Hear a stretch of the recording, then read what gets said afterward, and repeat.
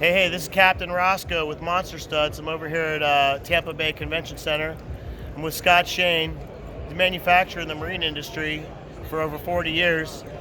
He was kind enough to go check out my competition that's on display exhibiting here, and well, I'll let him say what he's got to say. This is Scott. Hey, everybody, this is Scott Shane with MidAmerica Fittings, part of the Midland Industries family of companies. And we've been manufacturing fittings for a lot of years, and our tolerances are exacting. We try and hit plus and minus zero all the time on all of the product that we manufacture. It's 10,000 items. Actually, a little bit more, all made here in the USA.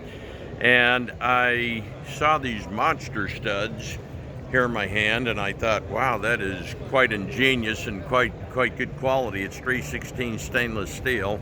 And how I check quality is just by running a lock nut up and down a fitting, because if it runs up and down, then there's nothing in the threads. The majors and minors are fine, and so I was looking at this, and of course hearing about this monster stud, and I thought, I'm going to go check out the competition. So I went over to 2 different booths, and I tried to run the lock nut up and down their entire stem of the stud, and it didn't run. I had to work it through catch points to clear up the threads, and then it did it. But if you have it on display, you would think that that sample would be the best that you could make.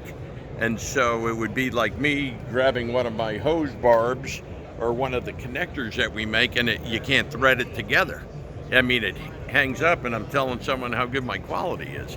So the monster studs is what I recommend, and look forward to using them myself. Awesome. Have a great day. Thanks, Scott. Yeah.